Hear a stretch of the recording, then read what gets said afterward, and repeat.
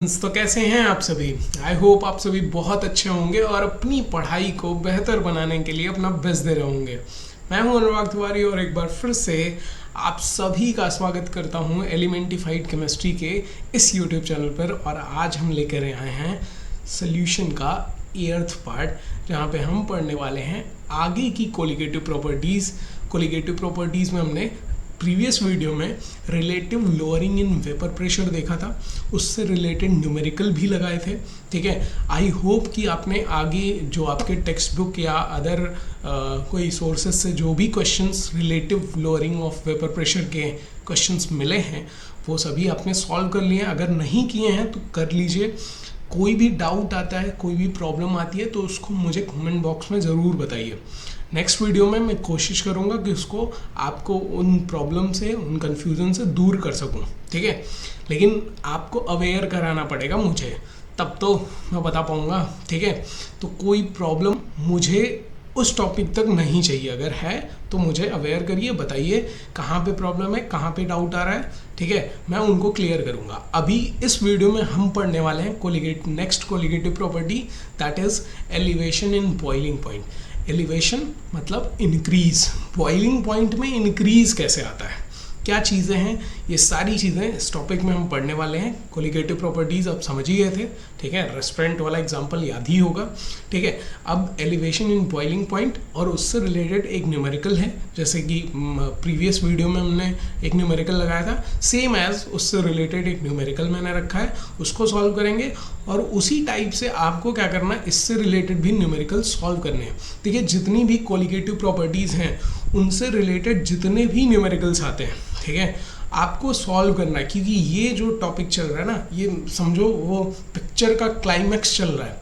ठीक है, ये क्लाइमैक्स मिस अगर हो गया तो फिल्म की पूरी कहानी अधूरी रह जाएगी, आपको समझ में नहीं आएगा। तो वही चीज़ है कि ये चैप्टर का क्लाइमैक्स चल रहा है। ठीक है, और यहाँ से रिलेटेड क्वेश्चंस बहुत ज़्यादा पूछे जाते हैं, चाहे वो ये चारों कोलिगेटिव प्रॉपर्टीज से हों, चाहे इसके बाद जो टॉपिक आने वाला है नॉर्मल मासेस का, उनका।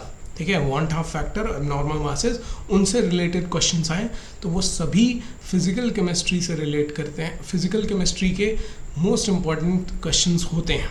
ठीक है, और नीट जेई के एग्ज़ाम के तो फेवरेट हैं। ठीक है, 1/2 फैक्टर का क्वेश्चन तो फेवरेट है, मिलेगा ही मिलेगा आपको। ठीक है, तो यहाँ रिस्क नहीं लेना है, नहीं तो बर्बाद हो जाएंगे आप। समझ लीजिए, फिजिकल केमिस्ट्री पूरी एकदम गायब हो जाएगी, सॉल्यूशन के एक क्वेश्चन नहीं छू पाएंगे आप। तो इसलिए यहाँ पे रिस्क मत लीजिए, अच्छे से क्वेश्चन को सॉल्व करिए, प्रैक्टिस करिए। डाउट आता है तो मैं हूँ क्लियर करने के लिए, मुझे बताइए। ठीक है, चलिए स्टार्ट करते हैं। तो हो तैयार, करोगे बार। चलिए, तो colligative properties, elevation in boiling point, ये चीज़ें हमें पढ़नी हैं। तो आगे बढ़ते हैं। सॉल्युबिलिटी, ये सारी चीज़ें हमने पढ़ ली थी। आगे के जितने भी टॉपिक्स हैं ये सब कुछ हमने कवर कर लिया था। आपको जितने भी जितना भी मैंने ग्राफिकल रिप्रेजेंटेशन बताई है, आई होप आपने रिवाइज कर लिया होगा। देखो, वही पीरियोडिक रिवीजन करते रहना, नहीं तो चैप्टर गोल हो जाएगा, पूरा गायब हो जाएगा। ठीक है, पीरियोडिक रिवीजन को अपना पार्ट बना लीजिए। अपने जितनी भी सेल्फ स्टडी है उसका पार्ट पीरियोडिक रिवीजन होना चाहिए। ठीक है, उसको शॉर्ट फॉर्म में लिखना स्टार्ट करिए चीज़ों को, तब आप अच्छे से गेन कर पाएंगे, क्योंकि कंपटीशन बहुत ज़्यादा है।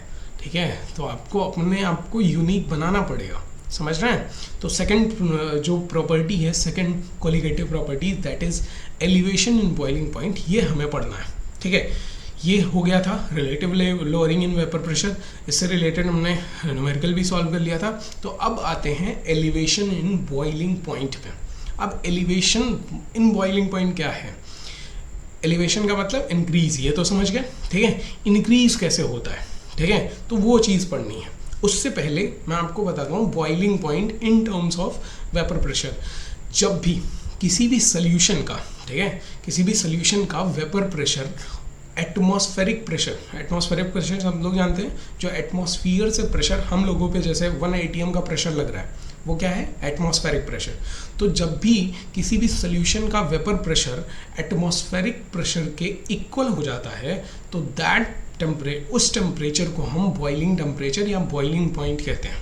ठीक है, इन टर्म्स ऑफ वेपर प्रेशर। अगर वेपर प्रेशर के टर्म में समझाएं तो यही चीज़, यही बॉइलिंग पॉइंट का डेफिनेशन होगा। ठीक है, वैसे तो 9th क्लास में आपने बॉइलिंग पॉइंट के कई सारे डेफिनेशन, दूसरा डेफिनेशन पढ़ा था, लेकिन अभी वेपर प्रेशर के टर्म्स में आपको क्या समझना है कि जब वेपर प्रेशर, ठीक है, एटमॉस्फेरिक प्रेशर के बराबर हो जाए तो उस टेम्परेचर को ही सोल्यूशन का बॉइलिंग टेम्परेचर बोलेंगे। समझ में आ रही बात? समझ में आ रहा है? ठीक है, क्लियर हुआ? वही चीज़ यहाँ पे लिखी हुई है, देख लीजिए क्या लिखा हुआ है, ज़रा देखिए क्या लिखा हुआ है, पढ़ लीजिए एक बार। ठीक है, मैं पढ़ लेता हूँ। The boiling temperature, boiling point of solution having non-volatile solute is the temperature at which its vapor pressure is equal to the atmospheric pressure। atmospheric pressure के जब इक्वल हो जाएगा तो उसी टेम्परेचर को हम एलिवेशन, उसी टेम्परेचर को हम boiling point of the solution कहेंगे। ठीक है, ये क्लियर हो गया? ये क्लियर हुआ? तो अब बॉइलिंग पॉइंट में एलिवेशन आता कैसे है, ठीक है, वो समझ लेते हैं। एलिवेशन, देखो एक चीज़ समझो पहले, मैं रिलेट करता हूँ प्रीवियस वीडियो से। प्रीवियस वीडियो में हमने क्या पढ़ा था? Relative lowering in vapour pressure. क्या पढ़ा था कि अगर कोई प्योर सॉल्वेंट है तो उसका वेपर प्रेशर जो होगा, ठीक है, उसके बाद कुछ वेपर प्रेशर होगा, उसके बाद अगर उसमें हम सल्यूट मिला देते हैं, सल्यूट मिक्स करते हैं, तो उस सॉल्वेंट का जो वेपर प्रेशर होता है वो डिक्रीज हो जाता है, लोअरिंग आ जाता है, वेपर प्रेशर में आ जाता है। ठीक है, ये पढ़े थे कि सॉल्यूशन का जो वेपर प्रेशर होगा वो लोअर हो जाएगा, कम हो जाएगा। ठीक है, सेम चीज़ यहाँ पे भी होगी। ठीक है, सेम चीज़, वही चीज़ रिलेट करके यहाँ पे आई हो। मान लो कि हमारा क्या था, हमारा वेपर प्रेशर इतना है। ठीक है, वेपर प्रेशर ये है, ये सेकंड हैंड जो है ये हम वेपर प्रेशर मान लेते हैं। ठीक है, ये वेपर प्रेशर अभी प्योर सॉल्वेंट का है तो वेपर प्रेशर ज़्यादा होगा। ठीक है, वेपर प्रेशर ज़्यादा। अब क्या हुआ कि जब हमने हीट करना स्टार्ट किया अपने सॉल्वेंट को, तो वो धीरे धीरे आके एक टेम्परेचर पे आके वो एटमॉस्फेरिक, ये एटमॉस्फेरिक टेम्परेचर, एटमॉस्फेरिक प्रेशर है तो एटमॉस्फेरिक प्रेशर के बराबर हो जाएगा, और इसी टेम्परेचर को हम क्या कह देंगे? Boiling point.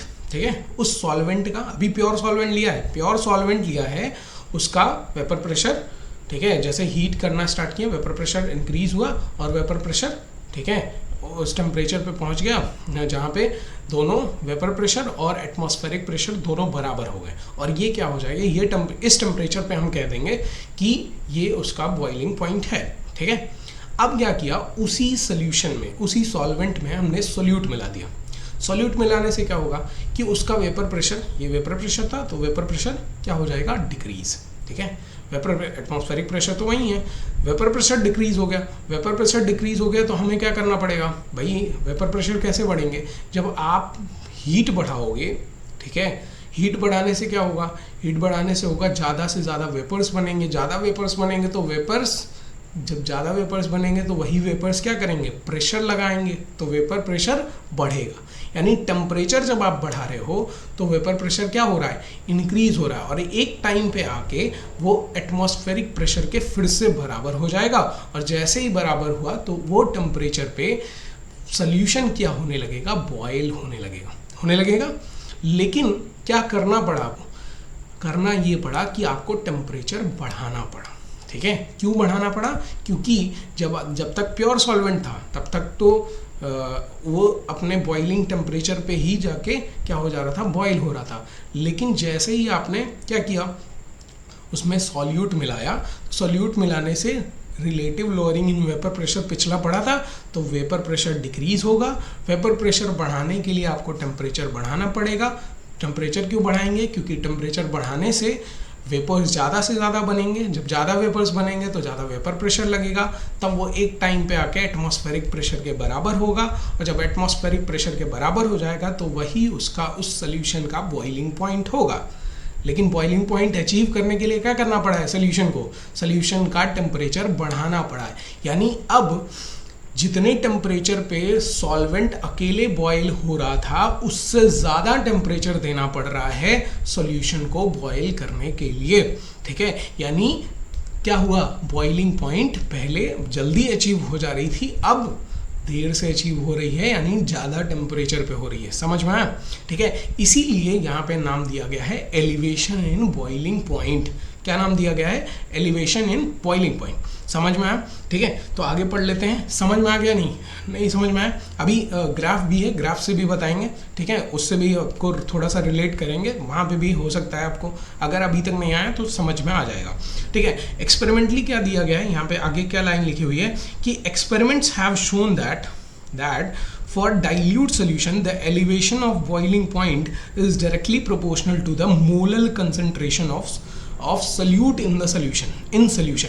मोलल कंसंट्रेशन यानी मोलैलिटी के दो होती है, मोलैलिटी और मोलैरिटी। तो ये मोलैलिटी की बात की जा रही है कि जो भी एलिवेशन, एक्सपेरिमेंटली ये प्रूवन है कि जो भी एलिवेशन इन बॉइलिंग पॉइंट यानी इंक्रीज इन बॉइलिंग पॉइंट होता है वो डायरेक्टली प्रोपोर्शनल होता है किसके, मोलैलिटी के, मोलैलिटी, ठीक है, किसका, सल्यूट का। ठीक है, तो ये चीज़ यानी कि अगर मैं कहूँ कि दो सोल्यूशन थे, सॉरी, एक यहाँ पे हमारा प्योर सॉल्वेंट था और इस प्योर सॉल्वेंट का जो कह सकते हैं बॉइलिंग टेम्परेचर था वो मान लीजिए TB था, ठीक है, ठीक, और जो अब हमने इसमें क्या मिला दिया, सल्यूट मिला दिया, ठीक है, तो सल्यूट मिलाने से इसका वेपर प्रेशर, इसका क्या टेम्परेचर, बॉइलिंग टेम्परेचर बढ़ जाएगा, तो मान लीजिए TB नॉट हो गया।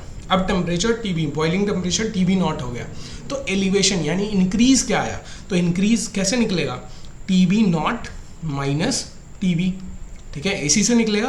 तो ये TB नॉट माइनस TB वाला जो टेम्परेचर आ रहा है ये इंक्रीज दिखाएगा और इसको हम रिप्रेजेंट करते हैं डेल्टा TB से। और ये डेल्टा TB क्या होता है, इसको कैसे डिफाइन करोगे, इसको डिफाइन करोगे एलिवेशन इन बॉइलिंग पॉइंट। और ये एक्सपेरिमेंटली ये लिखा हुआ है यहाँ पे, एक्सपेरिमेंटली प्रूवन है कि delta TB is directly proportional to molality of the solute. ठीक है, इसके बराबर ये डायरेक्टली प्रोपोर्शनल होता है। समझ में आ रही बात? ठीक है, समझ में आया? तो ये चीज़ यहाँ पे आपकी NCERT में भी ये लाइन लिखी हुई है। देखिए, नीट का एग्जाम अगर देना है तो NCERT आपको लाइन बाई लाइन पढ़नी है। ठीक है, NCERT से थोड़ी सी भी दुश्मनी, थोड़ी सी भी दूरियां मत बनाइएगा। ठीक है, समझ रहे हैं? समझ रहे हैं? तो आगे बढ़ते हैं। यहाँ पे है ये हमारा है वो ग्राफिकल रिप्रेजेंटेशन। देखिए, ग्राफिकल रिप्रेजेंटेशन आपके लिए इंपॉर्टेंट होता है। अब देखो क्या क्या है यहाँ पे, इससे समझ लो थोड़ा सा। ये देखो, अभी प्योर सॉल्वेंट के केस में, प्योर सॉल्वेंट जब था तो यहाँ पे इस टेम्परेचर पे आके ये क्या हो जा रहा है, बॉयल होना स्टार्ट हो रहा है। क्योंकि यहाँ पे देखो एक ATM है, तो यहाँ जब टेम्परेचर आप बढ़ा रहे हो, इधर टेम्परेचर बढ़ेगा, इधर टेम्परेचर बढ़ रहा है, इधर वेपर प्रेशर बढ़ रहा है। ठीक है, तो टेम्परेचर जैसे जैसे बढ़ा रहे हैं वैसे वैसे वेपर प्रेशर बढ़ रहा है, और वेपर प्रेशर बढ़ते बढ़ते एक टाइम पे इस पॉइंट पे आके क्या हुआ, इस पॉइंट पे आके वो एटमॉस्फेरिक प्रेशर के बराबर हो गया और यहीं पे वो क्या हो गया, बॉइलिंग पॉइंट ऑफ सॉल्वेंट मिल गया। ठीक है, लेकिन जैसे ही आपने सोल्यूशन बनाया तो सोल्यूशन बनाते ही देखो वेपर प्रेशर अभी यहाँ था, वेपर प्रेशर क्या हो गया, इतना डिक्रीज हो गया, कम हो गया कि नहीं, हो गया कि नहीं, ठीक है, डिक्रीज हो गया। अब वेपर प्रेशर डिक्रीज हो गया तो अब क्या करना पड़ रहा है, अब जब हम टेम्परेचर बढ़ाते जा रहे हैं, इधर टेम्परेचर बढ़ाते जा रहे हैं, देखो टेम्परेचर बढ़ाते बढ़ाते, तो यहाँ पे इस पॉइंट पे जाके कहीं ये 1 एटमॉस्फेरिक प्रेशर के बराबर हो रहा है कि नहीं, ये 1 ATM प्रेशर के एटमॉस्फेरिक प्रेशर के बराबर इस पॉइंट पे कहीं हो रहा है, दूर हो रहा है कि नहीं, यहाँ टेम्परेचर का डिफरेंस आएगा कि नहीं। देखो ये टेम्परेचर, यहाँ कम टेम्परेचर देना, कम टेम्परेचर पे ही हो गया, लेकिन यहाँ पे टेम्परेचर ज़्यादा लग रहा है, सोल्यूशन के केस में लग रहा है कि नहीं। ठीक है, यानी कि सोल्यूशन के केस में एलिवेशन यानी बॉइलिंग पॉइंट इंक्रीज कर जाता है। जैसे आप मान लीजिए प्योर वाटर का जो बॉइलिंग पॉइंट होता है वो क्या होता है, 100 डिग्री सेल्सियस। ठीक है, अब उसमें क्या कर दीजिए, आप सॉल्ट ऐड कर दीजिए, तो उसका जो बॉइलिंग टेम्परेचर होगा वो 101 डिग्री सेल्सियस या उससे ऊपर हो जाएगा। ठीक है, या 100.5 डिग्री सेल्सियस हो जाएगा, मतलब कुछ इंक्रीज आएगा। समझ पा रही बात? और वो इंक्रीज ही डेल्टा TB कहलाता है, और ये डेल्टा TB जो है वो डायरेक्टली प्रोपोर्शनल होगा किसके, मोलैलिटी के। समझ में आया? ठीक है, यहाँ पे देखिए, यहाँ पे भी लिखा हुआ है TB नॉट, ठीक है, और TB, ठीक, सॉरी, ये प्योर सॉल्वेंट का TB, यहाँ पे मैं थोड़ी सी गलती कर दिया, ये याद रखिएगा। हमेशा प्योर चीज़ का, प्योर सॉल्वेंट का हम क्या लेते हैं, नॉट से रिप्रेजेंट करते हैं, और जो इम्प्योर होता है उसको डायरेक्टली वैसे ही रिप्रेजेंट किया जाता है। तो ये जो हमारा प्योर सॉल्वेंट का है, प्योर सॉल्वेंट का टेम्परेचर होगा वो TB नॉट होगा, और टीबी नॉट होगा, और जो सोल्यूशन का टेम्परेचर, बॉइलिंग टेम्परेचर होगा वो टीबी होगा। समझ में आ रही बात? ठीक है, तो यहाँ पे ये जो डेल्टा टीबी की वैल्यू आएगी, देखिए, तो डेल्टा टीबी की जो वैल्यू आएगी, ठीक है, वो delta TB is equal to हो जाएगा टीबी माइनस टीबी नॉट। ठीक है, क्यों टीबी माइनस टीबी नॉट? क्योंकि TB is the boiling temperature of solution and TB naught is the boiling temperature of pure solvent. ठीक है, तो यहाँ पे ये वो प्रीवियस स्लाइड में मैंने गलत लिख दिया, ठीक है, उसके लिए सॉरी, लेकिन ये चीज़ क्या होगी, ये आपकी सही वाली है। ठीक है, यानी हमें क्या मिला कि delta TB is equal to होगा टीबी, दैट इज सोल्यूशन का boiling temperature, minus TB naught. ठीक है, और ये डायरेक्टली प्रोपोर्शनल होता है किसके? मोलैलिटी के। अब मोलैलिटी से रिलेट कैसे करेंगे? मोलैलिटी से रिलेट करते हैं, यहाँ पे देखते हैं नेक्स्ट स्लाइड में। ठीक है, मोलैलिटी से कैसे रिलेट होगा, तो डेल्टा टीबी, ठीक है, इज इक्वल टू क्या होता है? टीबी यानी सोल्यूशन का boiling temperature minus TB naught यानी प्योर सॉल्वेंट का boiling temperature is directly proportional to molality. अब ये प्रोपोर्शनलिटी का जब साइन हटाते हैं तो delta TB is equal to आता है यहाँ पे के बी इंटू एम। ठीक है, एम क्या है? मोलैलिटी ऑफ द सोल्यूट, और के बी क्या है? ये है मोलल कंसंट्रेशन, मोलल कांस्टेंट।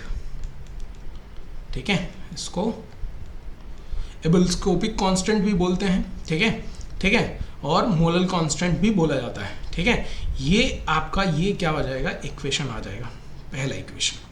ठीक है, समझ में आ रही बात? ठीक है, तो ये एक इक्वेशन बन जाता है। उसके साथ साथ अगर आप चाहें तो यहाँ पे मोलैलिटी का जो एक्चुअल फॉर्मूला प्रीवियस वीडियोस में मैंने बताया था, वो फॉर्मूला भी यूज़ कर सकते हैं in terms of weight of solute और सॉल्वेंट, मास ऑफ सॉल्वेंट, इसके टर्म में।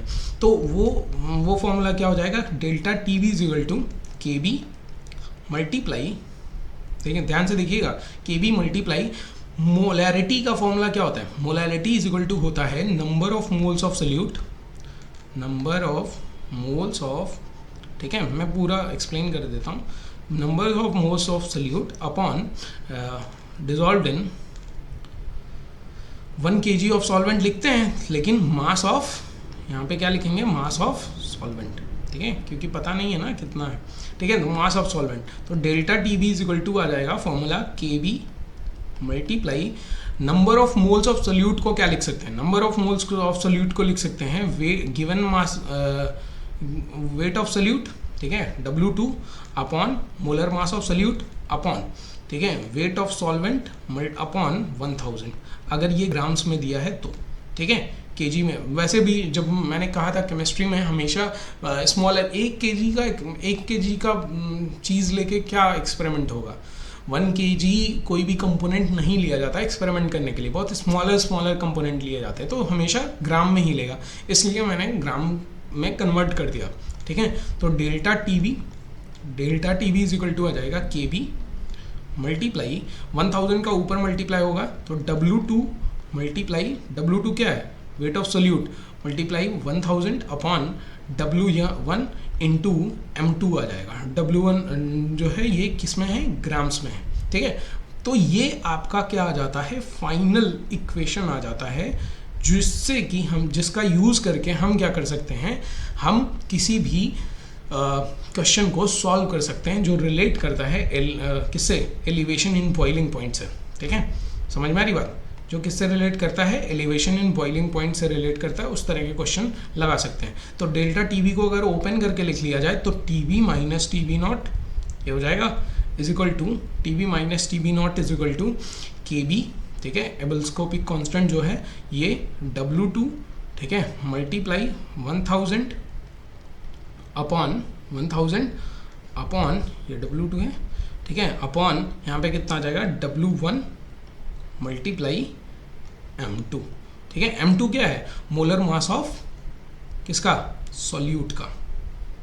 ठीक है, सॉल्यूट का मोलर मास है। ये फाइनल इक्वेशन बन जाता है, जिससे कि आप क्या कर सकते हो? किसी भी क्वेश्चन को सॉल्व कर सकते हो।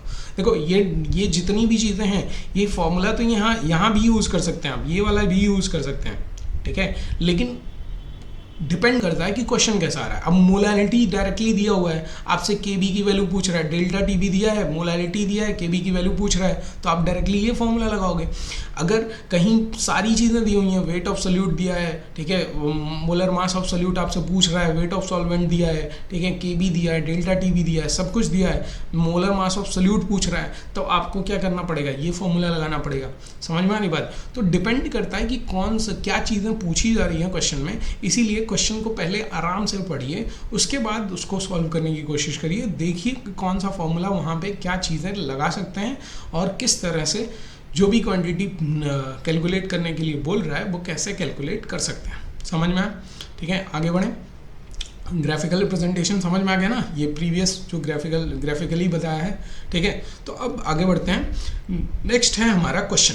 ठीक है, अब क्वेश्चन सॉल्व कर लेते हैं, देख लेते हैं, पहले पढ़ना है क्वेश्चन को आराम से।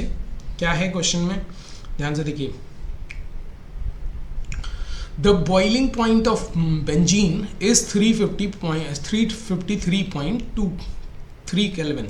ठीक है, when 1.80 gram of non-volatile solute was dissolved in 90 gram of benzene, the boiling point raised to 354.11 Kelvin. Calculate the molar mass of solute for which Kb की वैल्यू आपको दी हुई है, यानी Kb, ठीक है, एबल्स्कोपिक कांस्टेंट जो है उसकी वैल्यू दी है 2.53 केल्विन kg पर मोल, ये दिया है। ठीक है, हमसे पूछ रहा है M2 की वैल्यू पूछ रहा है, यानी मोलर मास ऑफ सोल्यूट पूछ रहा है।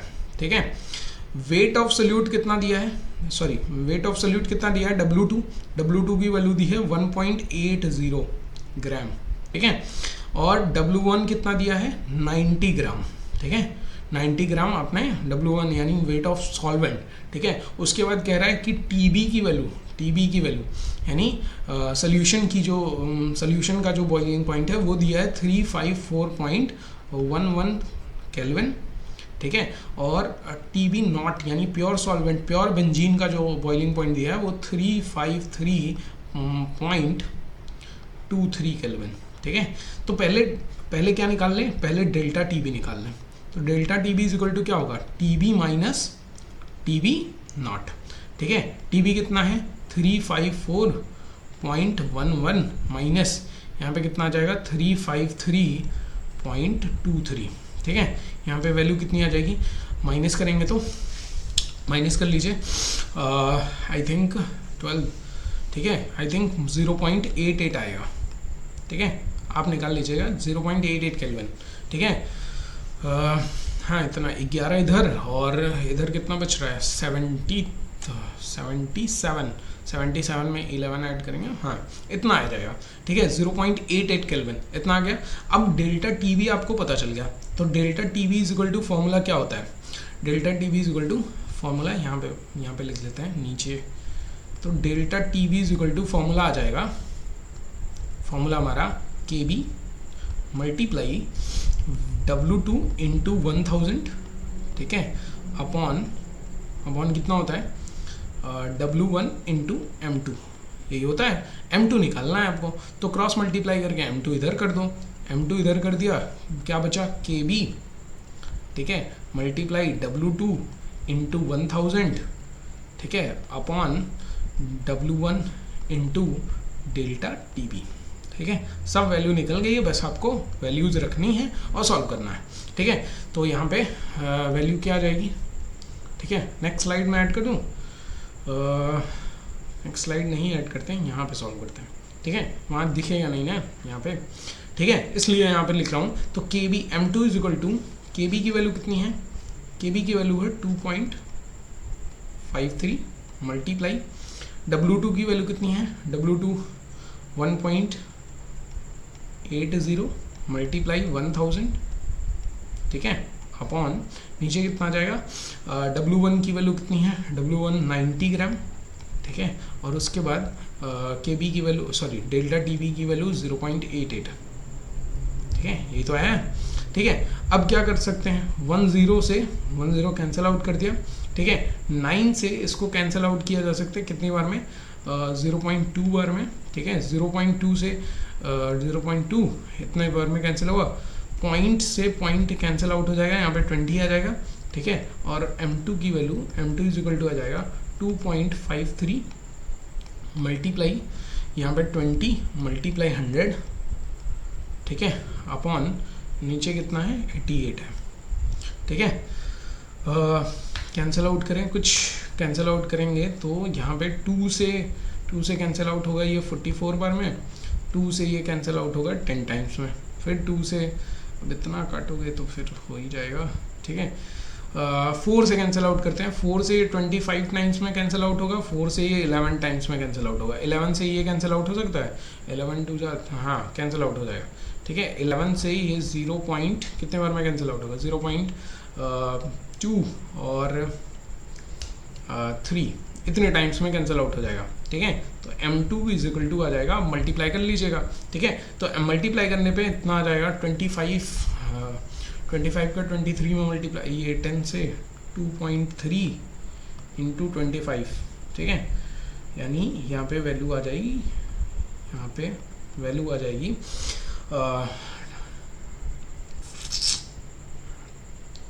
575 और पॉइंट लगेगा तो यहाँ पे आ जाएगा 57.5 ये ग्राम्स में, ठीक है। यानी 57.5 ग्राम ये आ गया आपका मोलर मास किसका, m2 यानी सल्यूट का, ठीक है। 57.5 ग्राम ये क्या आ गया, सल्यूट का मोलर मास आ गया। समझ में आ रही बात, समझ में आ रहा है। तो इस तरह से आप क्या कर सकते हैं, मैं इधर उधर बहुत ज़्यादा कर दिया हूँ, ठीक है। ये फर्स्ट स्टेप था यहाँ पे, फर्स्ट, ये सेकंड, ठीक है, यहाँ से थर्ड स्टेप स्टार्ट हुआ है, ठीक है, और फोर्थ स्टेप यहाँ पे मैंने लगाया, ठीक है। अगर समझने में प्रॉब्लम हो रही होगी तो ये इस तरह से लिख लीजिएगा, फर्स्ट स्टेप यहाँ पे किया है, सेकंड यहाँ पे किया है, ठीक है, यहाँ पे, और थर्ड यहाँ पे किया है, फिर उसके बाद यहाँ से सारी वैल्यूज उठा के यहाँ पे ले गए हैं और यहाँ पे हमने सॉल्व कर लिया है।